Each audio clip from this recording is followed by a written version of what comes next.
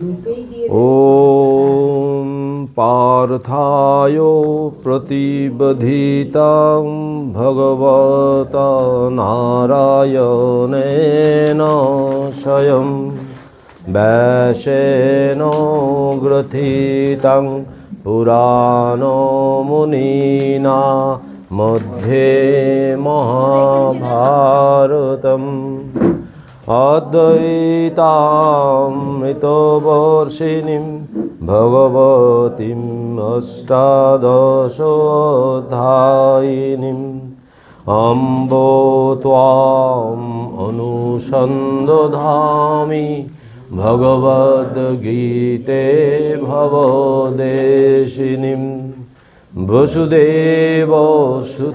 देवं कंसचाणूरमर्दनं देवकी परमानन्दं कृष्णं वन्दे जगद्गुरुं मूकं करोति वाचालं पङ्गुं लङ्घायते गिरिं यत्कृपातमहं वन्दे परमानन्दो माधवम्। তাহলে আজকে বোধহয় 69, 70 আর 71, 72, চারটে। আচ্ছা, তাহলে 10টা শ্লোক চ্যান্টিং করি, করে তারপরে ওইটা থেকে আবার এই হবে। মানে 62 থেকে আমরা চ্যান্টিংটা করে নিই একটু। শ্রী ভগবানুবাচ ধ্যায়ত বিষয়ান পুংস সঙ্গস্তেষুপজায়তে সঙ্গাত সঞ্জায়তে কাম কামাৎ ক্রোধবিজায়তে ক্রোধাৎ ভবতি সন্মোহ সন্মোহাৎ স্মৃতি বিভ্রমঃ স্মৃতিভ্রংশাৎ বুদ্ধিনাশ বুদ্ধিনাশাৎ প্রণশ্যতি রাগদ্বেষো বিজুযুক্তস্তু বিষয়ানিন্দ্রিয়ৈশ্চরन् আত্মবশ্যৈর্বিধেয়াত্মা প্রসাদम् অধিগচ্ছতি প্রসাদে সর্বদুঃখানাং হানিরস্যোপজায়তে প্রসন্ন চেতসো হেষু বুদ্ধির পর্যবতিষ্ঠতে নাস্তি বুদ্ধিরযুক্তস্য ন চাযুক্তস্য ভাবনা ন চাভাবয়তো শান্তির অশান্তস্য কুতো সুখম ইন্দ্রিয়াণাং হি চরতাম জন্মনোনুবিধীয়তে হৎস হরতি প্রজ্ঞাং বায়ুর্নাবমিবাম্বসি তস্মাদজস্য মহাবাহো নিগৃহীতানি সর্বশঃ ইন্দ্রিয়াণীন্দ্রিয়ার্থেভ্যস্তস্য প্রজ্ঞা প্রতিষ্ঠিতা यानीशा सर्वभूतानां तस्यां जागर्ति संयमी यस्यां जागृति भूतानि सा निशा पश्यतो मुने आपूर्जमानम् अचल प्रतिष्ठं समुद्रमापो प्रविशन्ति यद्वत् तद्वत् कामाजं प्रविशन्ति सर्वे शान्तिम् आप्नोति न कामकामी विहाय कामान् च सर्वान् पुमांश्चरति निष्प्रियः निर्ममो निरहङ्कारो स शान्तिम् अधिगच्छति एषा ब्रह्मस्थितिः पार्थ नैनां प्राप्यो विमुह्यति स्थित्वा समन्तकालेऽपि ब्रह्म निर्वाणो मृच्छति।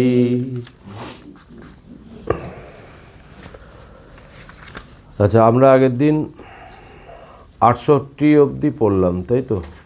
না, 800 না, জানিসা 69, হ্যাঁ 69 পর্যন্ত পড়েছে। এখন আমরা যেখানটায় এসে গেছি দ্বিতীয় অধ্যায়ের একদম শেষ, তো কিসের উত্তরে ভগবান বলছেন এইগুলো, এই কথাগুলো না, যে অর্জুন জিজ্ঞাসা করলেন যে স্থিতপ্রজ্ঞ কাকে বলে এবং তিনি কিভাবে বিচরণ করেন, কিভাবে কথা বলেন, অর্থাৎ স্থিতপ্রজ্ঞের লক্ষণগুলো কি কি, মানে কাকে দেখলে আমি বুঝবো যে এ সমাধিবান পুরুষ। সমাধিবান পুরুষ মানে সমাধি প্রাপ্ত হয়েছে এরকম ব্যক্তি যদি আমাদের এইভাবে আমাদের সঙ্গেই যদি থাকে, বিচরণ করে, তাহলে তাকে আমরা আলাদা করব কি করে, বুঝবো কি করে যে স্থিতপ্রজ্ঞ, তার লক্ষণগুলো কি কি। সাধারণ মানুষ আর সমাধিবান মানুষ দুজনের মধ্যে অনেক তফাৎ। একজন সেই জায়গা থেকে ঘুরে এসেছে, আর একজন সেই জায়গায় যাওয়ার জন্য চেষ্টা করছে। এই দুটো অবস্থা। অর্জুন সেই জায়গায় যায়নি, অর্জুন সেই জায়গায় তাকে যেতে হবে। ভগবান বলছেন যে আত্মতত্ত্ব যখন শোনালেন তখন বলছেন যে এটাই হচ্ছে মানুষের চরম জায়গা, চরম অবস্থা, এবং এখানেই আমাদেরকে পৌঁছতে হবে। তো সেইটা অর্জুন তার ভেতরে ওই জন্য প্রশ্ন এসছে, জিজ্ঞাসা এসছে, কি সমস্যা কি হচ্ছে। অর্জুনের ভেতরে ওই জন্যে এই জিজ্ঞাসাটা এসছে যে ওইখানে পৌঁছে গেলে তাহলে মানুষের তাহলে কি হয়। ভগবান বলবেন একদম শেষে গিয়ে বলবেন যে দেখো সমাধি দুরকম, একটা সম্প্রজ্ঞাত, একটা অসম্প্রজ্ঞাত। একটায় শরীর চলে যায়, আবার একটায় লোককল্যাণার্থে কাজ করে। এখন এই যে যারা লোককল্যাণার্থে কাজ করে, যারা জগতের মধ্যে থাকে, বিচরণ করে সাধারণ মানুষের মতো, সেইটা অর্জুন জিজ্ঞাসা করছেন যে সেটার লক্ষণটা কি, যে এরকম মানুষকে আমি বাইরে থেকে দেখে বুঝবো কি করে। তখন বলতে গিয়ে বলছেন যে যার সমস্ত ইন্দ্রিয়, সমস্ত মন যার একেবারে বশীভূত, কন্ট্রোলড, সংযত, সেই রকম ব্যক্তি সবসময় স্থিত।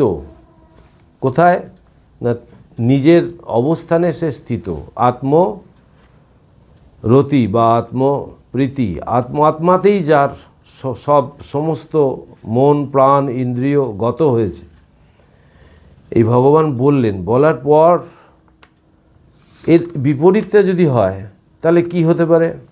তখন ভগবান শুরু করলেন যে দেখো এই সাধারণত মানুষের মন এই যখনই বিষয়ের সঙ্গে যখনই সঙ্গ করে, তখনই সেই বিষয় সঙ্গ করতে করতে সেই তার প্রাপ্তির জন্য সে অধীর হয়ে পড়ে, এবং যদি সেই প্রাপ্তির পথে কোনো রকম বাধা এসে হাজির হয় তখন তার ভেতরে ক্রোধ আসে।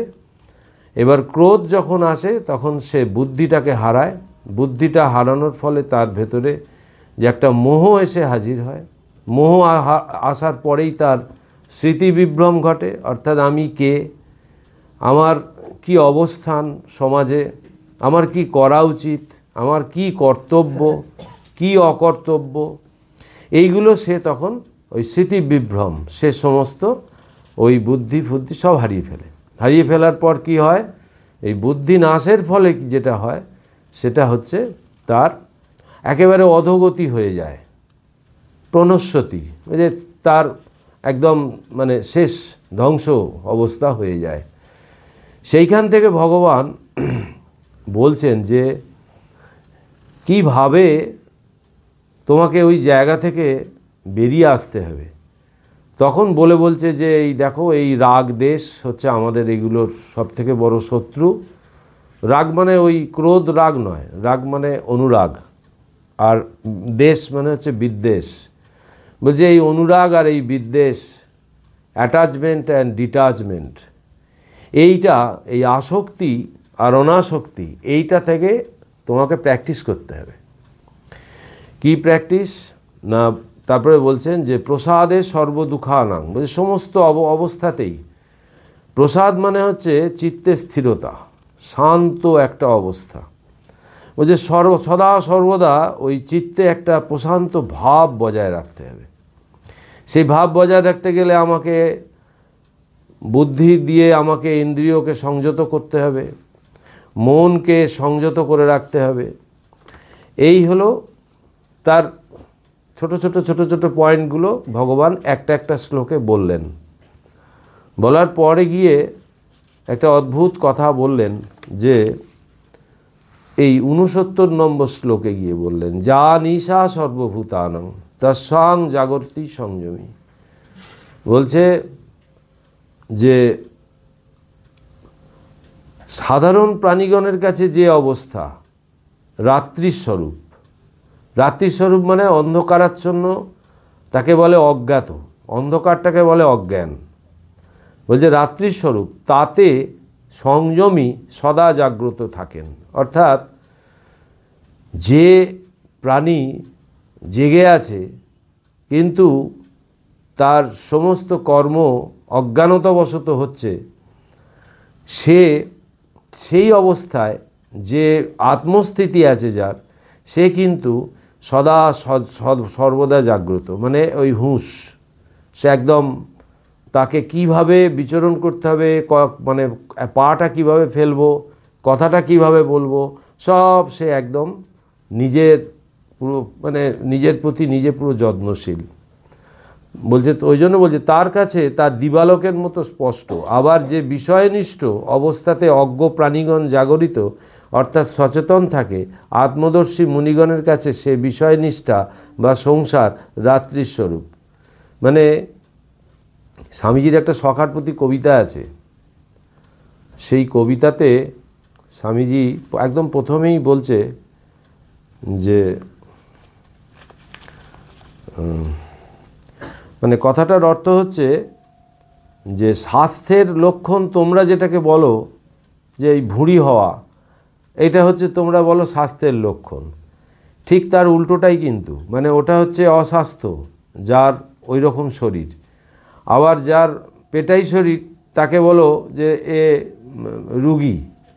তো স্বামীজি ওইখানে এইগুলো দেখাচ্ছেন যে আমাদের ঠিক অবস্থা বা চিন্তাভাবনাগুলো এই জাগতিক অবস্থায় আমরা যেগুলো করি, সেগুলো সব মানে ওই অন্ধকারে আচ্ছন্ন হয়ে থেকে আমরা এই কাজগুলো করি, মোহবশত কাজগুলো করি।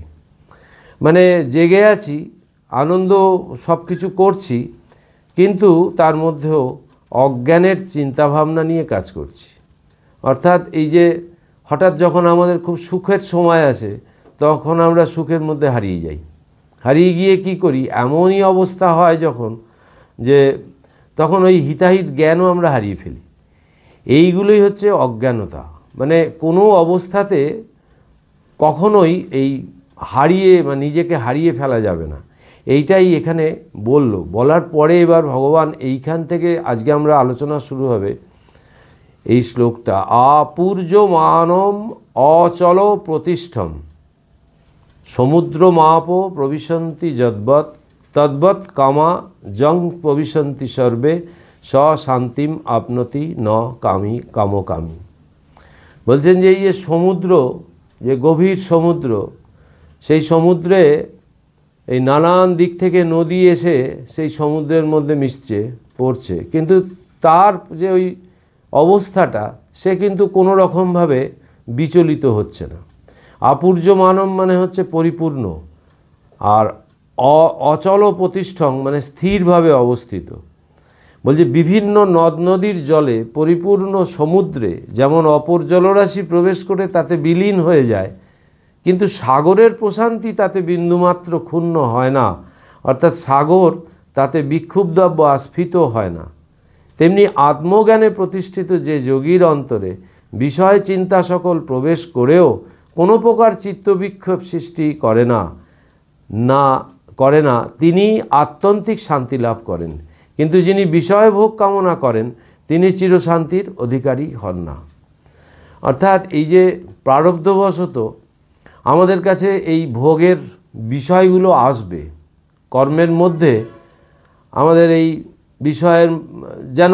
বিষয়ের প্রতি যেন আসক্তি, ভোগের কামনা, এই সমস্তগুলো আসবে।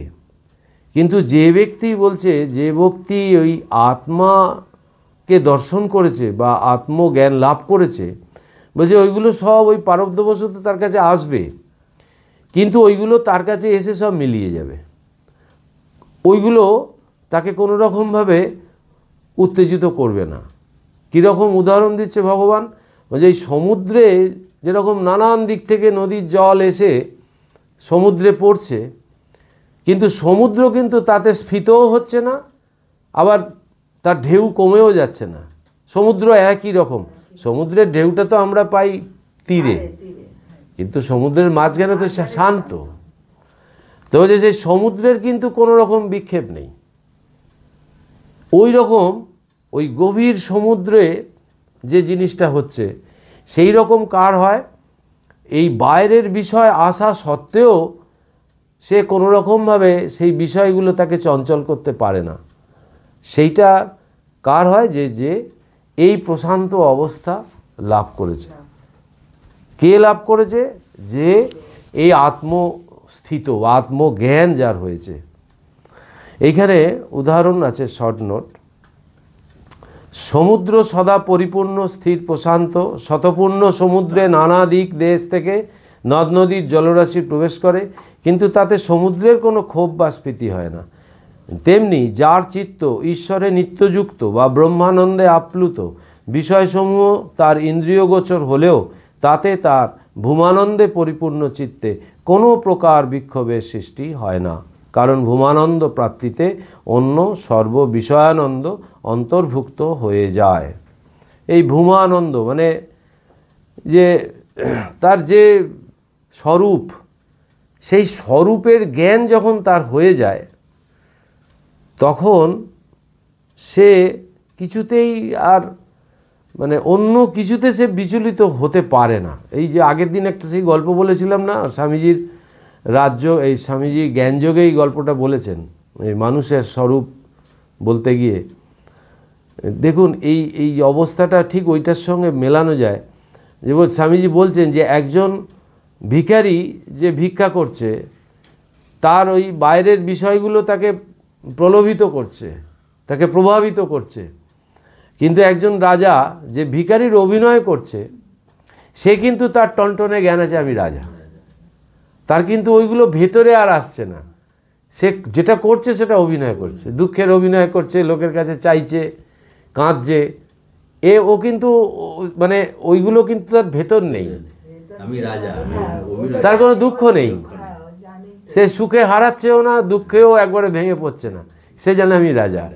এবার আমরাও যখন জানবো এই আত্মস্থিতি হচ্ছে এই জায়গাটা, আমরা যখন জানবো আরে আমি এইটার জন্য কাঁদছি কেন, বা এটার জন্য আমি দুঃখ করছি কেন, আমি তো আত্মা, আমার স্বরূপ তো হচ্ছে আত্মা, এবং আমি তো ভগবানের অংশ। এই বিশ্বাসটা আমাদের নেই। এই নেই আনবার জন্যই ভগবানের এই সব কথা, যে যাতে করে অর্জুনের যাতে করে এইটা সহজে জ্ঞান হয়। কারণ অর্জুন তো গান্ডীব ফেলে দিয়েছে, ও যুদ্ধ করতে চাইছে না, ও উল্টে জ্ঞানের কথা শোনাচ্ছে। কি বলছে? যে আমি এই রাজ সিংহাসন আমার দরকার নেই, আমি এই স্বজন হত্যা করে এই পাপের ভাগী হতে আমি চাই না, তার থেকে আমি বনে জঙ্গলে চলে যাব, আমি সন্ন্যাসী হয়ে যাব সর্বত্যাগ করে, ওটা বরং আমার আনন্দের। এই স্বামীজি এইখানেই আমাদের আঘাত করলো, যে এই পালিয়ে যেও না, তোমার যে ভূমিকায় তুমি আছো সেই ভূমিকাতে তুমি খালি ঠিক মতো পালন করো, তোমার স্বরূপটা জেনে তুমি পালন করো। এই ভারতবর্ষের মানুষ চিরকাল এই পালিয়ে যাওয়ার বৃত্তি অবলম্বন করে আসছে। ও যুদ্ধে অবতীর্ণ হয়ে কমিটমেন্ট প্রথমেই করেছে যে হ্যাঁ যুদ্ধ করব, করে এবার সরে যাচ্ছে। কেন সরে যাওয়ার মূলে কোনো তার ভয় কাজ করেনি, সে তো বীর ক্ষত্রিয়, তার মনের মধ্যে কাজ করেছে ওই মোহ। গীতা এইটাই আমাদের দেখাচ্ছে যে যখনই আমরা কার্যক্ষেত্রে অবতীর্ণ হই, তখনই ভুল কাজ করি, ঠিক কাজ করি, যে কাজই করি না কেন, ঠিক কাজ করি আমাকে ঠিক জায়গায় নিয়ে যাবে, কিন্তু বেশিরভাগ ভুল কাজই আমরা করি মোহবশত। মোহ আমার বুদ্ধিটাকে আচ্ছন্ন করে দেয়। ওই প্রথমে বলল যেটা, এইখানেও এই ভগবান এই উদাহরণ দেখাচ্ছে যে সদা সর্বদা যার মনের মধ্যে এই চিন্তা রয়েছে যে আমি সাধারণ কেউ নই, আমি সেই আত্মা, এইগুলো আমার সব বিষয়গুলো আমাকে সব মানে মানে ঠকানোর জন্য আসছে, এইটার প্রতি যদি আমার হুঁশ থাকে তাহলে আমি কি হব না তো।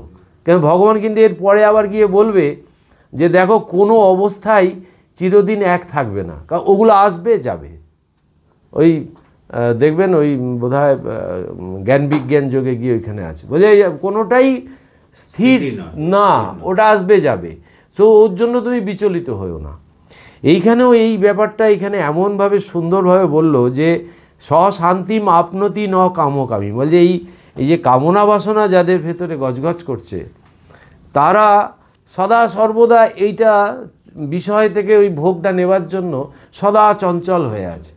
কিন্তু যার ভেতরে ওই কামনা বাসনাটা স্থিত হয়ে গেছে, সে যখন বুঝে গেছে যে এইটার দিয়ে আমার কোনো লাভ হবে না, একটা মানে ভোগ্য বস্তু পেলে আমার কোনো উপকারে লাগবে না, এইটা যে একবার বুঝে ফেলেছে সে কিন্তু আর ওইগুলোর প্রতি বিচলিত হবে না। যদি প্রারব্ধবশত তার আসে, সে কিন্তু জানে যে এটা প্রারব্ধবশত আসছে, এটা চলেও যাবে। এই অদ্ভুত একটা মানে থিওরি এখানে ভগবান মানে দিয়েছে। তার পরের শ্লোকটাতে বলছে বিহায় কামান য সর্বান পুমাংস চরতি নিস্পৃহ নির্মম নিরহংকার স শান্তিম অধিগচ্ছতি। এটা আরও একটা কঠিন জায়গায় নিয়ে ফেলল। তার আগে আরেকটা আছে ওই শর্ট নোটে, এই যে আমাদের যে স্বরূপ বলছিলাম না, যে স্বরূপটা উপনিষদ ব্যাখ্যা করছে এইভাবে, আনন্দাধ্যেব খল্লিমানি ভূতানি জায়ন্তে আনন্দেন জাতানি জীবন্তি আনন্দম প্রয়ান্ত ভি সংবিশন্তি। অর্থাৎ এই প্রাণীগণ আনন্দ হতেই জন্মগ্রহণ করে এবং আনন্দের দ্বারা জীবন ধারণ করে সুষুপ্তিকালে, আর আনন্দের অভিমুখে প্রতিগমন করে এবং উপাধির উপশম হলে আনন্দেই সম্যকভাবে প্রবেশ করে। এই যে আমাদের যখন সুষুপ্তি হয়, প্রতিদিনই আমাদের সুষুপ্তি হচ্ছে, তো সেই সুষুপ্তিতে আমরা ওই আত্মাতেই আমরা অবস্থান করি এবং তার জন্যই কিন্তু আমরা এই সারাদিন এই যে শক্তিটা পাই বেঁচে থাকার। নাহলে কিন্তু ওই আত্মাস্পর্শ বা না থাকলে কিন্তু আমরা এত সহজে মানে বেঁচে থাকতে পারতাম না। তো সেই সুষুপ্তিটা এই জন্য আছে। তো সুষুপ্তি হয়, আর বলছে এই উপাধি যখন নাশ হয়, মানে এই যে অহংকারটা, উপাধি মানে হচ্ছে আমি অমুক, আমার নাম এই, আমি এই, আমাকে এরকম দেখতে, এই নাম রূপ, তারপরে উপাধি মানে এইসব ডিগ্রি ফিগ্রি এইসব লেখাপড়া যে শিখছে তার আরও বড় বিপদ। স্বামীজির জন্য এত একটা সুন্দর কথা বলে দিয়েছে, ওই মহারাজ সেনকে বলেছে, ওই জন্য মানে কর্মযোগে আছে যে একজন প্রফেসর যে সারাদিন, একজন অধ্যাপক যিনি সারাদিন আবোল তাবোল বকে বাড়ি চলে যান, তার থেকে একজন মুচি যে সারাদিন ধরে একজোড়া জুতো নতুন করে সুন্দর করে তৈরি করে, বলছে ওই অধ্যাপকের থেকে ওই মুচি অনেক বড়। এই জায়গাগুলো দেখিয়েছে যে বৃত্তি দিয়ে তুমি কখনো মানুষকে কখনো করো না, কারণ যে বেশি উপাধি সঞ্চয় করেছে তার কিন্তু ওই উপাধিগুলো সব আস্তে আস্তে ছাড়তে হবে, না ছাড়লে কিন্তু ওই ভগবানকে পাওয়া যাবে না, মানে আসল জায়গায় তুমি যেতে পারবে না। তো সেই জন্য এইখানে বলছে যে যখন সম্যকভাবে প্রবেশ করে, মানে আনন্দেই যখন প্রবেশ করতে হবে, তখন তাকে সব ছাড়তে হবে। আর বলছে ব্রহ্ম সচ্চিত ও আনন্দ স্বরূপ এবং ব্রহ্মই জগতের নিমিত্ত উপাদান কারণ। বিষয়কে অবলম্বন করে আনন্দ স্বরূপের যে অভিব্যক্তি তাকেই বলা হয় বিষয়ানন্দ, এবং ভূমাকে অবলম্বন করে যে আনন্দের অভিব্যক্তি তাই ভূমানন্দ। ভূমানন্দ হতেই সর্ব আনন্দের অভিব্যক্তি। অতএব যিনি ব্রহ্মানন্দে প্রতিষ্ঠিত হয়েছেন তিনি সর্বাবস্থাতেই ধীর স্থির প্রশান্ত ও আনন্দময়। কোনো অবস্থাতেই এই আনন্দ স্বরূপতা থেকে তার বিচ্যুতি হয় না। এই ঠাকুর বলেছেন না যে বিষয়ানন্দ ভজনানন্দ, ঠাকুর মাঝখানে একটা ঢুকিয়ে দিয়েছেন, ভজনানন্দ আর হচ্ছে ব্রহ্মানন্দ। এইবার তিনটে জিনিসই কিন্তু আমরা পাই এটা একটু যদি খুব শান্তভাবে চিন্তা করা যায় তাহলে দেখব যে বিষয়ানন্দ অনেকটা বেশি হয়, কোনো বিষয়ানন্দ স্থায়ী হয় না। এ একটা অদ্ভুত ব্যাপার। ভজনানন্দ গান টান করে ঈশ্বরের কীর্তন করে বেশ কিছুক্ষণ আনন্দে থাকা যায় এবং ওইটা অনেকক্ষণ ফিরে ফিরে আসবে। আর ব্রহ্মানন্দ, যেদিন আমরা এই জপ ধ্যান করতে বসে যখন আমরা নিজেকে একটু সামান্য যদি ভুলতে পেরে যাই যে এই শরীরটা আমি নই, ওই আনন্দটা পাওয়ার জন্য ব্যাকুলতা ভেতরে এসে যাবে। একবার যদি কারোর কোনো দিন হয়ে যায় যে কখন আবার ওইটা পাবো, এবং ওইটা পেলেই কিন্তু বোঝা যায় যে আর দারুণ একটা অনুভূতি, এটা বুঝিয়ে বলা যাবে না। তো ওই নিজেকে হারানো মানে আমি যেটাকে নিজে ভাবছি যে আমি এইটাকে ছাড়াটা, আমি অমুক, এই শরীরটা আমার এই নাম, আমি অমুকের ছেলে, আমার এত এত ডিগ্রি, এইটা থেকে যখনই তার এই বডিটাকে আমাকে ছাড়তে হবে। যে মুহূর্তে ওটা ফ্র্যাকশান অফ সেকেন্ড হবে, যে মুহূর্তে ওইটা একবার হবে, ওই ছোঁয়াটা একবার লাগবে, ওইটা আবার কখন পাবো, ওই নেশায় কিন্তু আপনাকে তাড়িয়ে বেড়াবে এবং জপ ধ্যান বাড়তে থাকবে। এইটাই হচ্ছে জায়গা। এই যে ব্রহ্মানন্দ হলে এইবার বলছে বিহায় কামান যশর্বান পুমাংস চরতি নিষ্পৃহ। বিহায় মানে হচ্ছে যে সম্যকভাবে যে ত্যাগ করতে পারে, বুঝলে, যিনি সমস্ত কামনা বাসনা পরিত্যাগ করে স্পৃহাশূন্য অবস্থায় জগতে অবস্থান করেন, যিনি মমতা ও অহংকার শূন্য, তিনি শান্তি প্রাপ্ত হন। যিনি মমতা ও অহংকার শূন্য, তিনি শান্তি প্রাপ্ত হন। প্রথম বলল স্পৃহা ওই বাসনাই, এটা খাবো, ওটা পরবো, এখানে যাব, প্ল্যানিং হচ্ছে সবসময়, ভেতরে ভেতরে প্ল্যানিং হচ্ছে। এইটা যার চলে গেছে, কোনো কিছুতে কোনো স্পৃহা নেই, ওই প্রারব্ধবশত যেটা সামনে আসছে সেটা আসছে এই ওই আমরা যেরকম করি না যে এরপরে কি করব, ওর পরে কী করবো, এই ব্যাপারটাই নেই, ভেতরে কোনো স্পৃহা নেই। স্পৃহা না থাকলে কি হবে, মনের মধ্যে কোনো দ্বন্দ্ব আসবে না। আমাদের দেখবেন সমস্ত দুঃখের বাইরে কিন্তু কোনোটা নেই, সমস্তটাই কিন্তু আমার ভেতরে, এবং আমি আমার দুঃখের কারণ আমি ওই যে এই স্পৃহাগুলো থেকে দ্বন্দ্ব আসে। এই দ্বন্দ্ব কীরকম আসে যে একবার পজিটিভ, একবার নেগেটিভ, একবার সদর্থক চিন্তা হয়, একবার নয়ার্থক চিন্তা হয়, এটা করব না, এটা করলেই তো হতো। দ্বন্দ্ব ভেতরে কাজ করে। এই দ্বন্দ্বটা আমাদের থেকে কি হয়, ওইখান থেকে দুঃখের উৎপাদন হয়। দুঃখ উৎপাদন হয় যখনই আমার কেউ প্রশংসা করছে তখন খুব আনন্দ হচ্ছে, যেটা একদম লোয়ার লেভেল, খুব আনন্দ হচ্ছে। যখনই কেউ আমার নিন্দা করলো আর নিতে পারলাম না, কিন্তু যেই আমি ওই প্রশংসাটা যেই আমি না নেবো, তখন কিন্তু ওই নিন্দাটাও আর নেবো না, একটা নিলে আর একটাকে নিতেই হবে। তো এই দ্বন্দ্ব যখনই আসছে তখনই ভেতরে ওই স্পৃহা থেকে দ্বন্দ্ব আসছে, স্পৃহা থেকে নানান রকম আরও নতুন নতুন কামনা বাসনা তৈরি হচ্ছে। যখনই এই স্পৃহাটা চলে যাবে তখন যেটা হবে, স্পৃহা চলে যাবে যখন, তখন ওই একটা স্টেবল কন্ডিশানে আমি এলাম, যে আমার কোনো চাওয়া পাওয়া কিচ্ছু আমার দরকার নেই, আমি যেরকম আছি, যেরকম ভগবান যখন যেখানে রেখেছে থাকবো। এইবার আর একটা বিপদের কথা বলছে যে যিনি মমতা ও অহংকার শূন্য, ঠাকুর বলেছেন অহংকার যায় না, অহংকার যাবে না, কিন্তু আমি তার ভক্ত, আমি তার সন্তান, এই ভাব নিয়ে থাকতে হবে, ওই আমিটা রাখতে হবে। এই ছোট আমিটাকে বেশি বাড়তে দিলে হবে না, আর ছোট আমিকে কমাতে গেলে ওই বড় আমি ঘন ঘন ভাবতে হবে, আমি তার ভক্ত, আমি তার সন্তান। এই সব সময় ভেতরে ভেতরে যদি এইটা করা যায় তাহলে ওই অহংকারটা কিছুটা হয়, কিন্তু এই মমতা সাংঘাতিক জিনিস।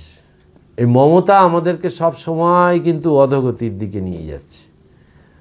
আমি সব সময় ভাবছি আহারে এই রকম এত করে আমাকে বলছে, আমি তো গেলেই পারতাম। নিজের প্রতি নিজের কোনো কন্ট্রোল থাকে না তখন, মমতা যখনই আসবে।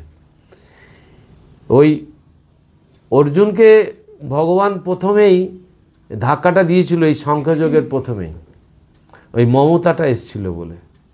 মমতা মানেই হচ্ছে তার ভেতরে মায়া এমনভাবে, তার কোনটা তাকে অমৃতত্বের পথে নিয়ে যাবে আর কোনটা নিয়ে যাবে না, সেইটা তখন তার সব ভুল হয়ে যায়। ওই জন্য অর্জুনকে প্রথমেই বললো, ওই ক্লৈব্যং মাস্ম গম পার্থ নৈতত্তজ্জু প্রপদ্যতে, বলছে এই ক্লীবতা তোমার কোথা থেকে এলো? কি ক্লীবতা মানে কাপুরুষতা।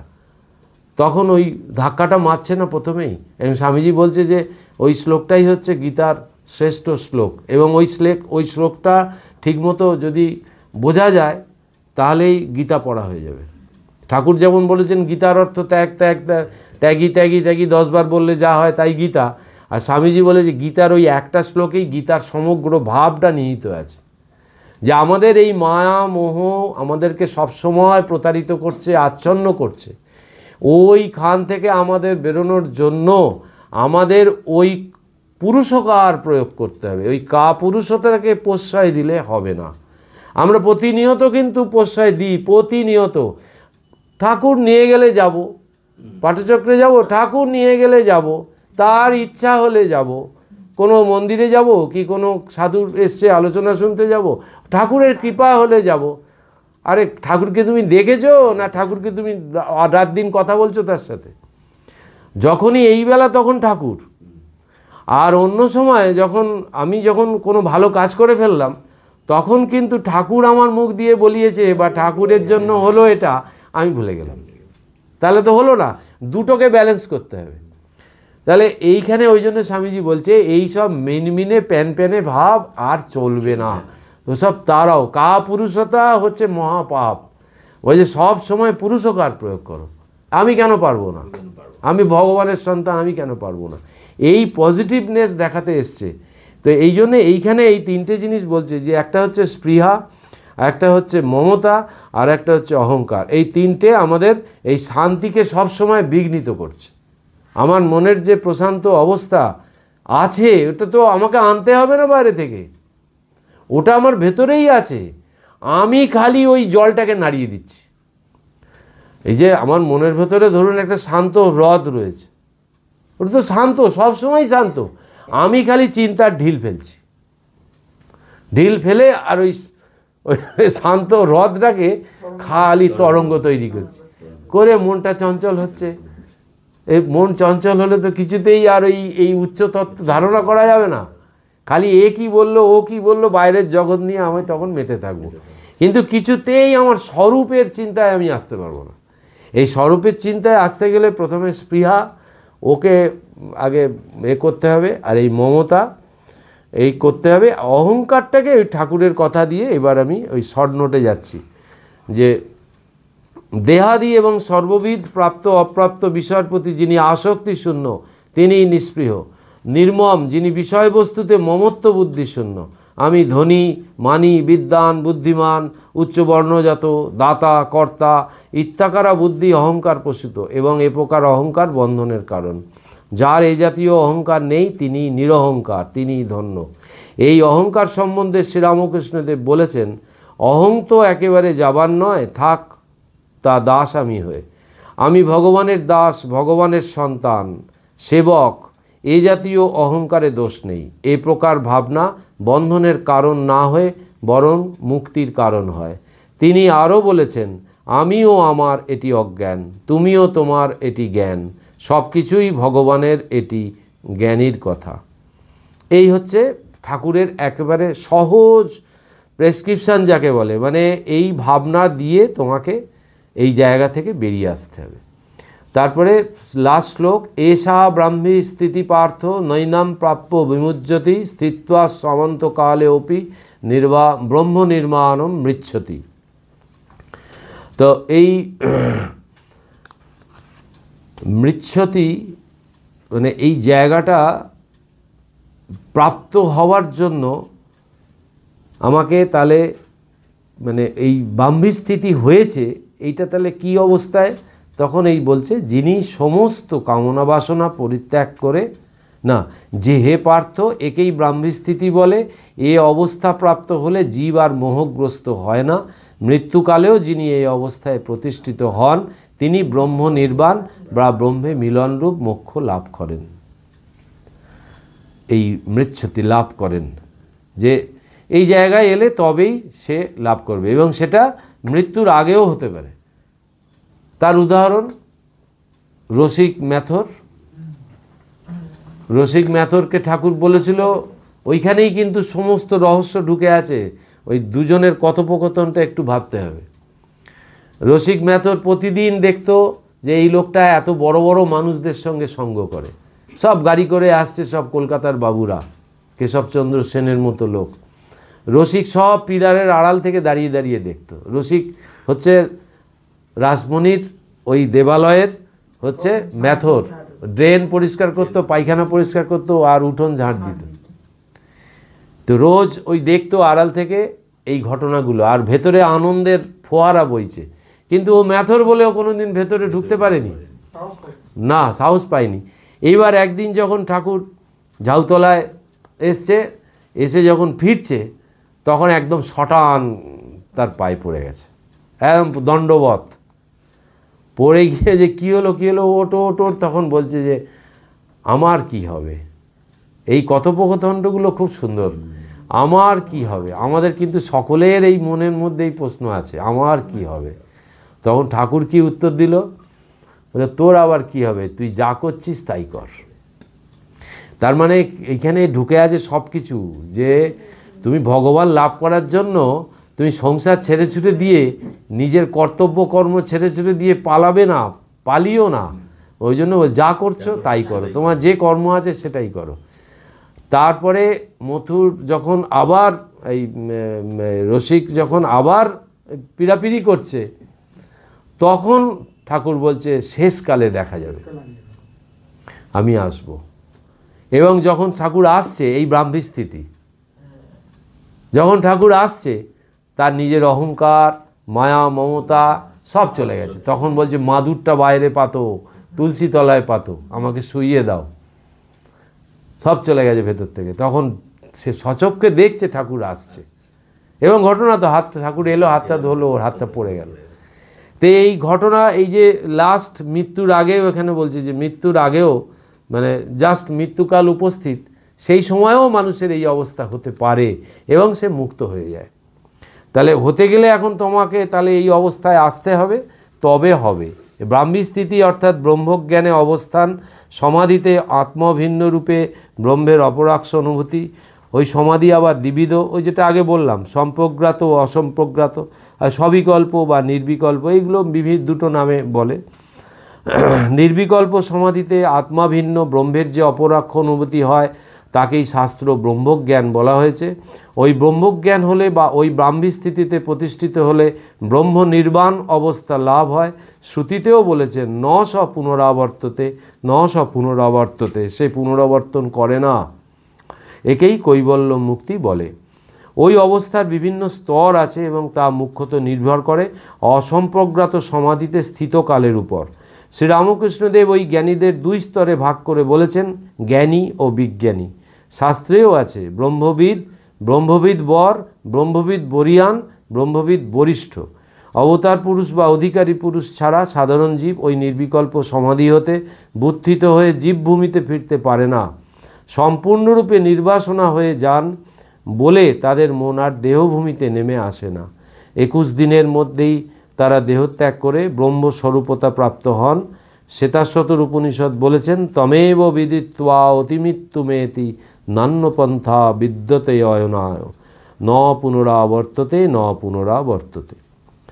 এই শরীরের প্রতি যতদিন আমাদের এই মায়া, যতদিন মনে করব যে এটা আমি, এই ভ্রম যতদিন আমাদের থাকবে, ততদিন আমরা ওই জায়গা থেকে আমরা বেরোতে পারবো না। কিন্তু আবার এইটা যেন ভুল না হয়ে যায়, এখানে আবার গোলমাল আছে এই সমস্ত কথাগুলো বলতে গিয়ে, যে শরীরটা কিছুই নয়, এইটা যেন আবার এইরমভাবে যেন না হয় যে তার প্রতি যত্ন আমি করব না, ও শরীরটা তো কিছু নয়, ওকে যত্ন করে কি হবে, এটাও কিন্তু নয়। কারণ উল্টো দিক থেকে আবার দেখা যাবে যে শরীরটায় দিয়েই আমাকে কিন্তু ওইটা লাভ করতে হবে, আচ্ছা ওইটা শরীরটা যেন মন্দির, তখন কিন্তু এই ভাবনা যেন থাকে, কিন্তু টনটনে জ্ঞান যেন থাকে এই শরীরটা আমার এটা দিয়ে কিছু হবে না, কিন্তু আবার ওইটা দিয়েই লাভ করতে হবে, দুটোর অ্যাসপেক্ট আলাদা।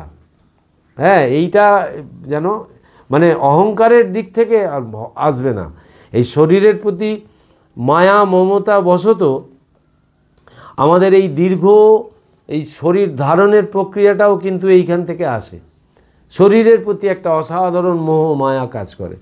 কিন্তু ওইটা জানতে হবে এই শরীরটা ভগবান দিয়েছে, এটা যেন একটা যন্ত্র, এবং সেই যন্ত্রটা দিয়ে যন্ত্রটাকে ব্যবহার করে আমি এই এই যেটা আমাকে যেতে হবে, যে লক্ষ্য যেটা আমার, সেই লক্ষ্যে এইটা দিয়েই পৌঁছতে হবে। এইটাই হচ্ছে এর মানে মূল থট। তারপরে আরেকটা কথা আছে, এই ব্রহ্মভিন্ন আত্মাকে জেনে মানুষ মৃত্যুকে অতিক্রম করে অমরত্ব লাভ করে, মুক্তির অন্য কোনো পথ নেই, সে আর ফিরে আসে না, আর এই সংসারে ফিরে আসে না। এখন রহস্যটা হচ্ছে এইটাই যে আমার দ্বারা হবে না, অত কঠিন ব্যাপার স্যাপার আমি পারবো না, এ বলাও বেকার, কারণ আমার গতিপথটাই এই রকম, মানে আমাকে ভগবানের সঙ্গে মিলতে হবে, ওই টোটাল জার্নিটাই এই। তুমি ঠাকুর বলছে না যে তুমি বলো আর নাই বলো তুমি রাম, তাহলে তোমার স্বরূপ প্রাপ্তি তোমার হতেই হবে, না স্বরূপ প্রাপ্তি হলে তো এই সার্কেলটা কমপ্লিট হবে না। তো সেই জন্যে যে আমরা যখন বলি যে এত কঠিন, এসব সম্ভব নয়, কিন্তু সম্ভব হতেই হবে, মানে এইটাই প্রক্রিয়া, এইভাবেই এটা চলছে। ঠিক আছে, এটা তাহলে আজকে দ্বিতীয় অধ্যায়টা শেষ হলো। ওম নমো ভগবতে বাসুদেবায় গোবিন্দায় নমো নমঃ।